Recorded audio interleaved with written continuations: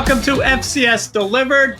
I'm Craig Haley along with Gary Reasons. This is our fourth episode of the preseason leading into the 2024 FCS campaign. And Gary, I think I can finally say ready or not.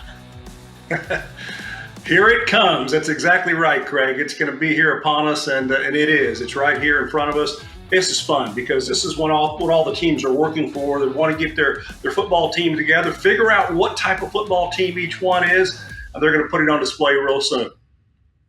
You sound ready, Gary.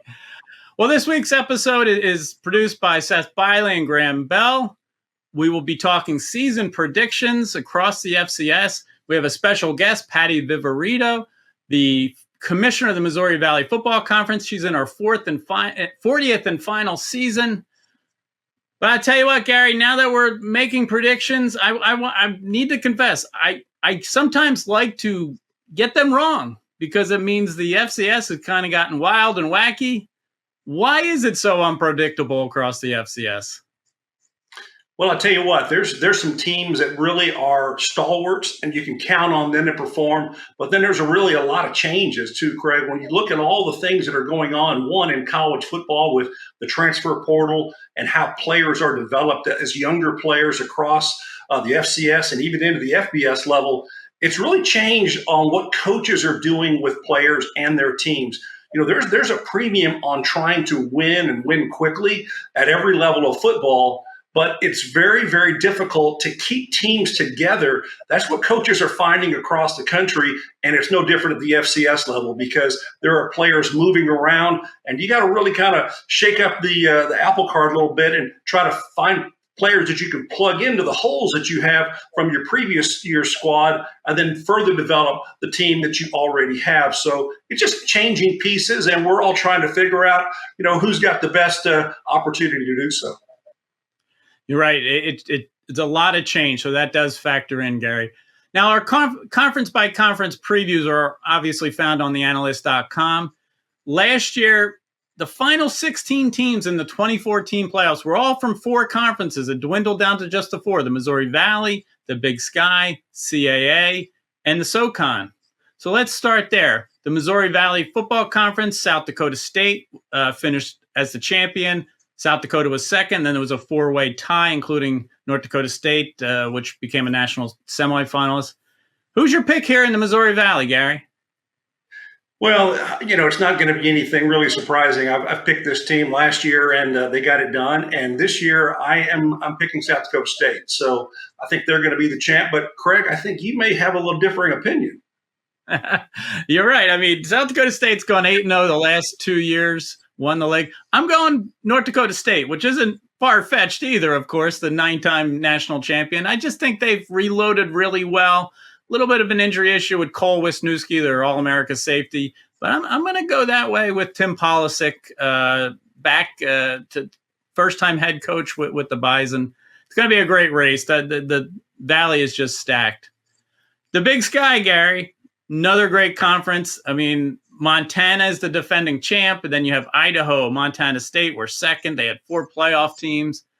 I'm going to go with the defending champion, Montana. They look like a team that could possibly get back to Frisco. Well, they're a team that is really, I think, going to be at the top also, Craig, and you and I have that pick together. So I think that pick gives us a chance to look at a team, from the season long and see if we got it right.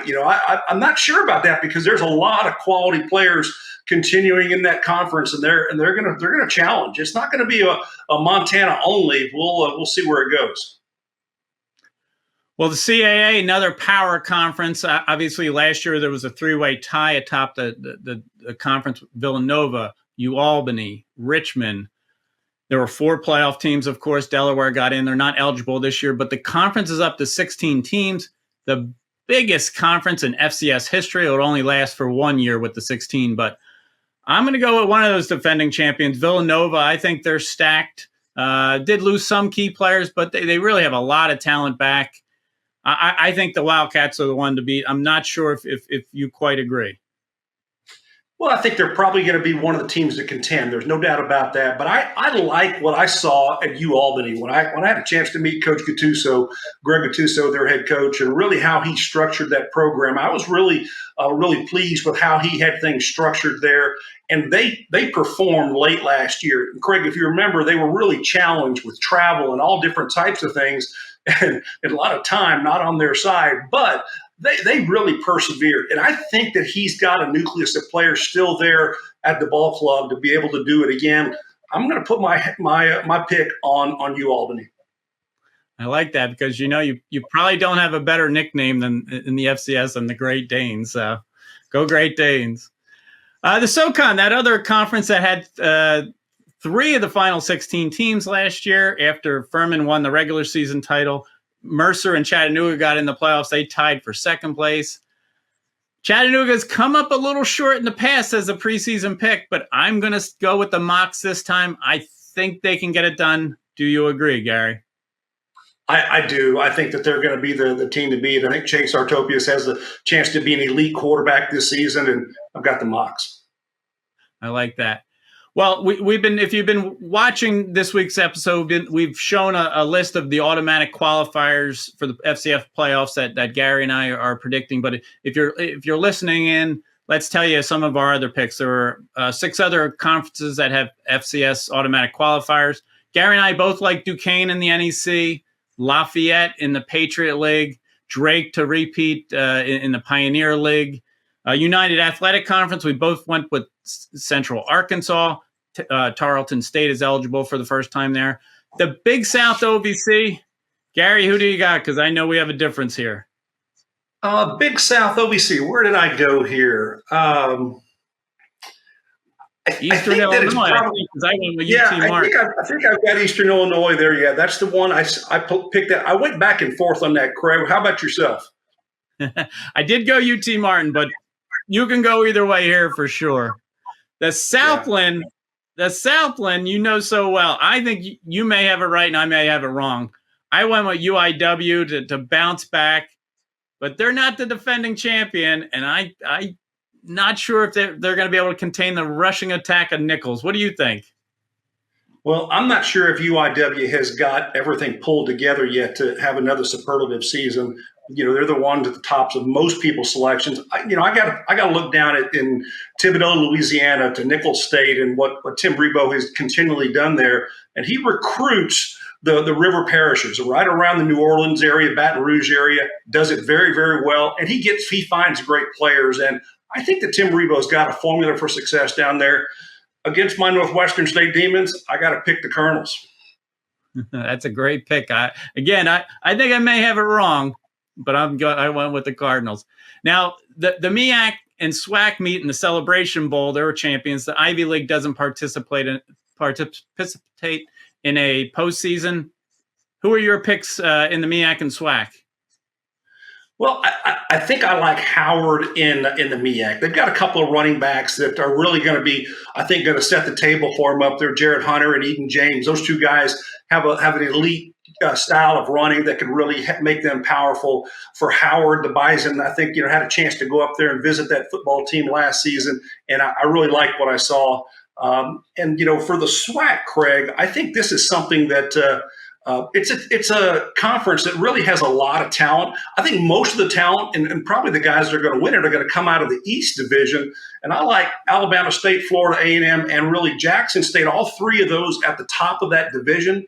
But I'm going to hang my hat on Florida A&M coming out when it's all said and done. So the Bison from the MEAC and Florida A&M, I think, is going to be my pick. I think you've nailed it here that both races have a number of different candidates.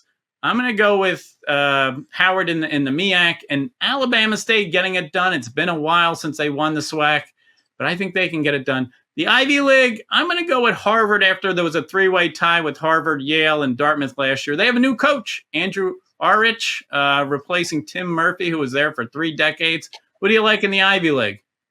I'm looking for a coin here, but I don't have it, so I'm just going to flip my little coaster. And where does it land? I see an H. I'm going to go with Harvard. Very nice. Well, Gary, let's save our FCS championship game and Celebration Bowl winners for the final segment, segment 3. We'll be back with segment 2 as we go to break. We are going to look at a video of the Buck Buchanan Award preseason watch list.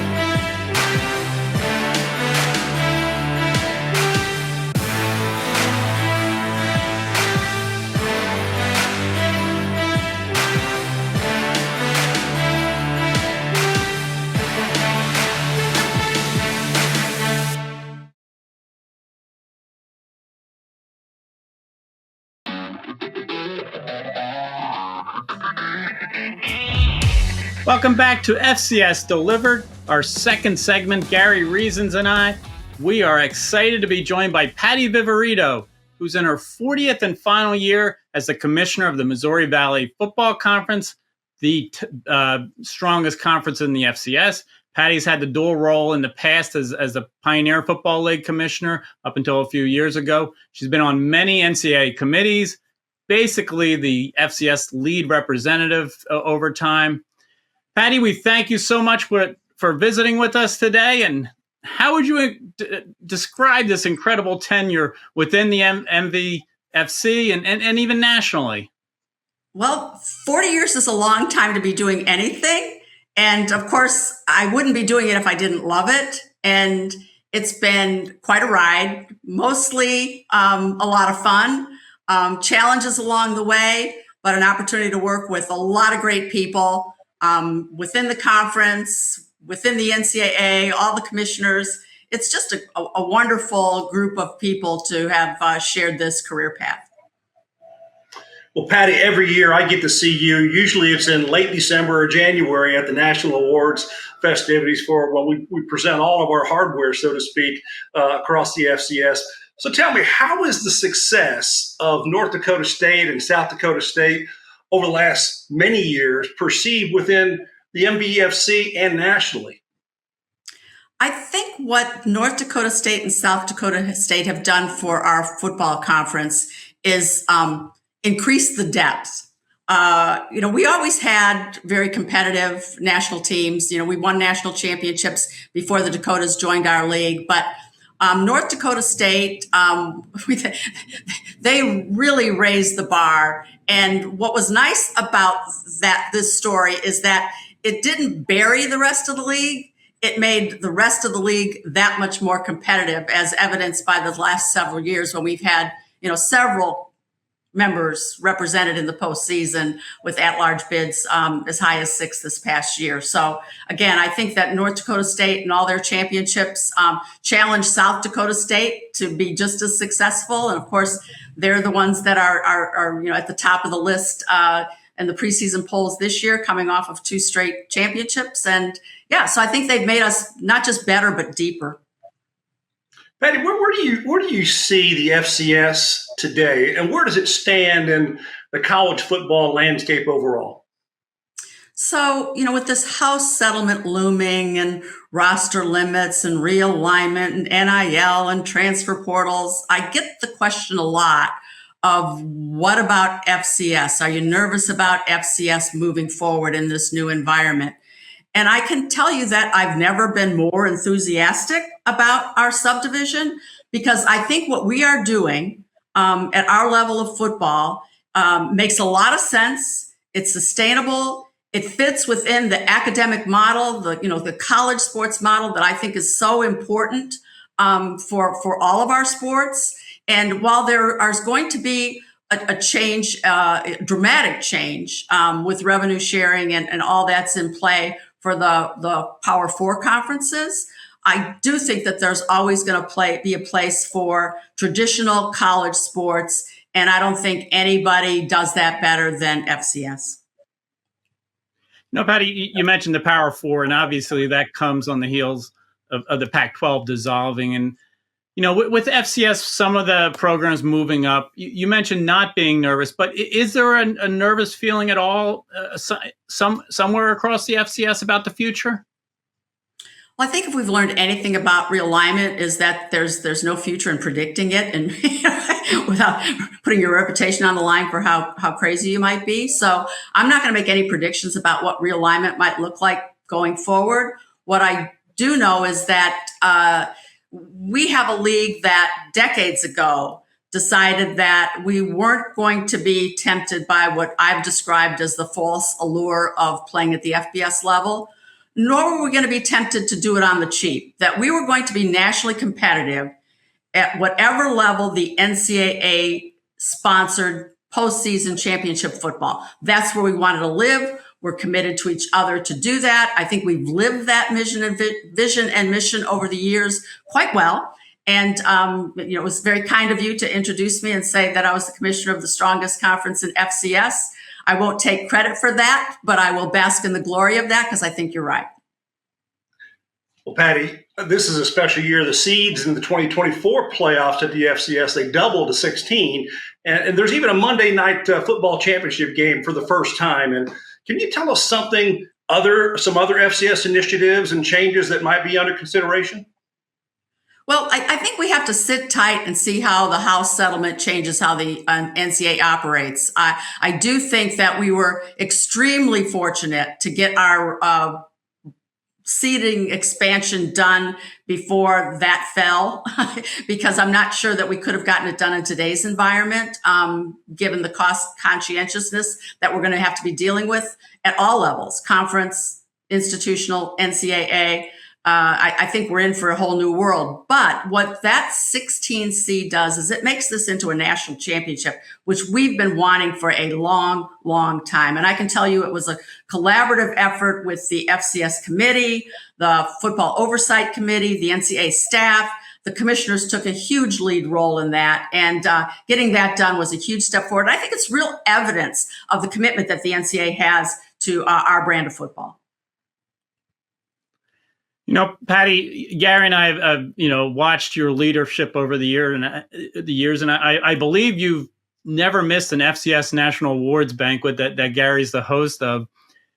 Like many of us, we have so many interests that are similar to yours: tennis, pickleball, reading. But Gary and I, we need you to tell us more about your background in flying trapeze. Well, I'm going to give you the short version of that story. My son, Matt, is a circus performer. He's been a circus performer since he was 10 years old.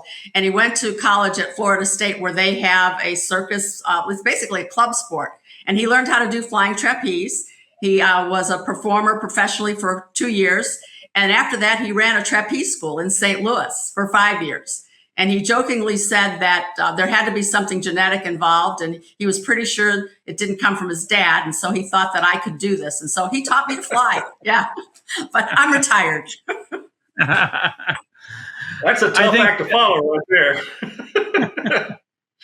I think being tackled by a flying linebacker might be safer than that, Patty. Well, Patty, not at all. Patty Viverito, we appreciate your time. Wonderful to watch you lead the Missouri Valley Football Conference, your 40th and final year as commissioner. We thank you again.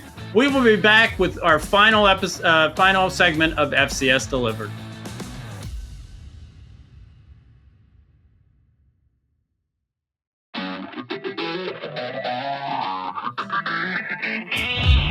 Welcome back to FCS Delivered. Gary Reasons and I are in our third and final segment. We just, in segment 2, talked to Patty Viverito of the Missouri Valley Football Conference. Just a pleasure to visit with her.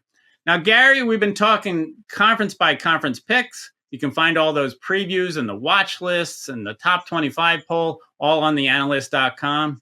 We've arrived. It's week 0 in the FCS. Saturday, there are 5 games. Our FCS game of the week, Gary, is Norfolk State versus Florida A&M in the MEAC SWAC Challenge down in Atlanta. Just a great way to start the season.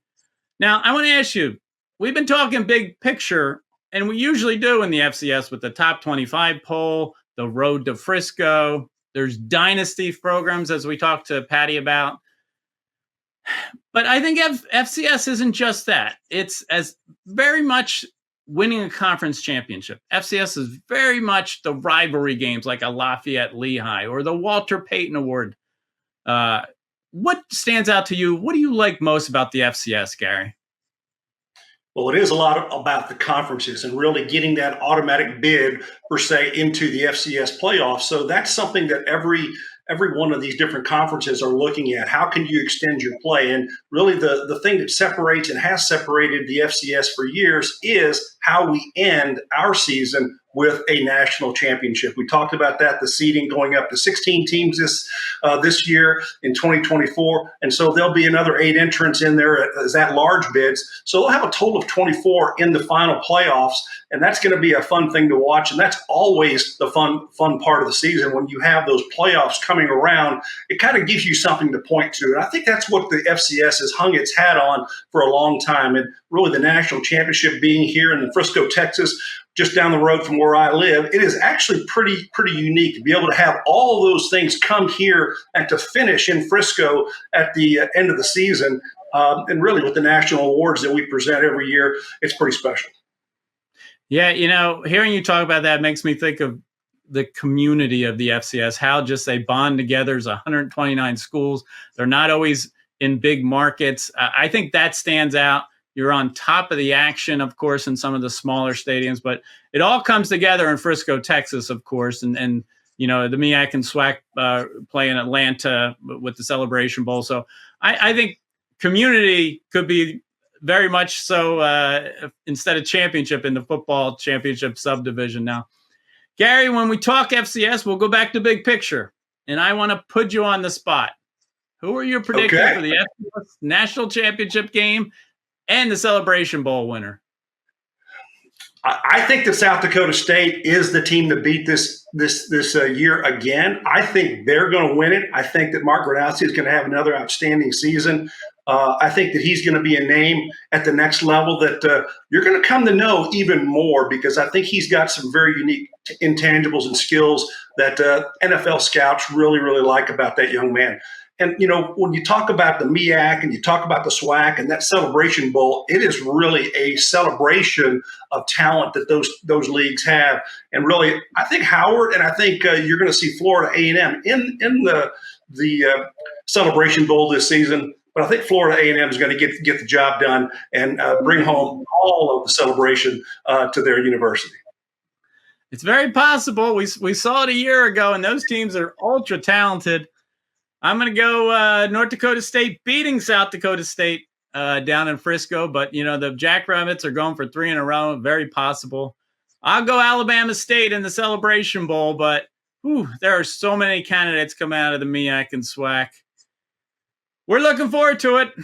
I think you are ready, Gary. Week 0 is here. Next week will be week 1 with everybody just about getting underway. Are you ready? I am. I'm getting the team ready. We're ready to go out on campus, and we're going to celebrate our FCS National Players of the Week, or a Team of the Week award that will go out. Not for week 0, but the following week. We'll be out on campus Labor Day or the Tuesday following to be in front of a team. And I look forward to that and interacting with the FCS communities across the country. Very cool. And this week, when we say, "Where's Gary?" he'll be in front of the TV watching some of these games. Well, Gary, that brings a close to this week's episode of FCS Delivered. We thank everybody for tuning in and listening and watching. There's so many ways to find us on FCS Delivered. We will be back next week to talk week 1 when everybody jumps into the pool. Thank you for joining.